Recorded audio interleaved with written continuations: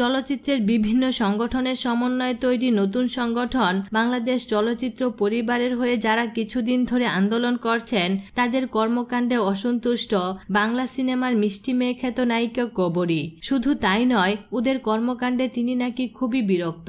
তার মতে যে প্রক্রিয়ায় আন্দোলন করা হচ্ছে তা পুরোপুরি ভুল, মূর্খের মতো সব কথাবার্তা বলা হচ্ছে।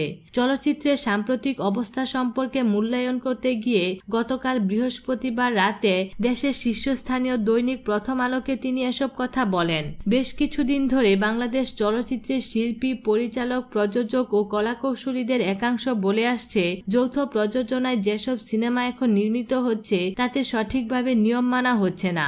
ঈদে মুক্তি পাওয়ার অপেক্ষায় নবাব ও বস্তু সিনেমা দুটির দিকে আন্দোলনকারীরা অভিযোগের আঙুল তোলেন।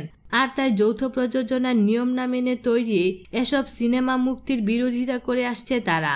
নবাব ও বস্তু সিনেমা দুটি যাতে সেন্সর ছাড়পত্র না পায় সেজন্য সেন্সর বোর্ড পর্যন্ত ঘেরাও করা হয়, কিন্তু সেন্সর বোর্ড সদস্যরা সিনেমা দুটি দেখে সন্তুষ্ট হয়ে গত বুধবার কোনো ধরনের কাটছাট ছাড়াই ছাড়পত্র দিয়ে দেন। আন্দোলনকারীদের সম্পর্কে কবরী বলেন, ওরা ওদের মনমর্জি মতো আমাকে ডাকে। সিনেমার বৃহত্তর স্বার্থের কথা ভেবে আমি যেতে রাজি হয়েছিলাম। ওদের সাথে কিছুদিন কথা বলে দেখলাম ওরা কি নিয়ে কথা বলতে চায় সেটা পরিষ্কার না।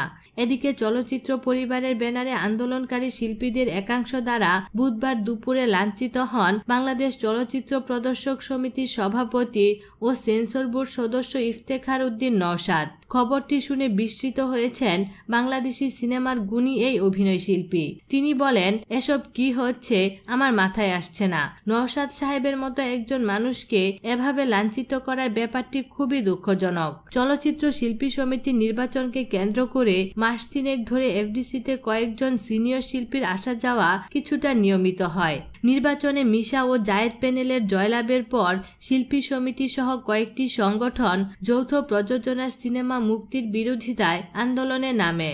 সিনিয়র কয়েকজন শিল্পীও এর সঙ্গে যুক্ত হন, এর মধ্যে ছিলেন কবরীও। এই আন্দোলনে যুক্ত হওয়ার পেছনে কারণ হিসেবে কবরী জানালেন, সোহেল রানা সাহেব আমাকে একদিন বললেন শিল্পী সমিতির সদস্যরা চলচ্চিত্রের উন্নয়নে কিছু পদক্ষেপ নিতে চায় বলে আমাকে জানিয়েছেন। আমি চাই আপনিও একটু ওদের সঙ্গে থাকেন। তার কথা বিশ্বাস করে আমি সেখানে যাই। একটা পর্যায়ে দেখলাম ওদের কোনো কিছুই আমার কাছে পরিষ্কার না।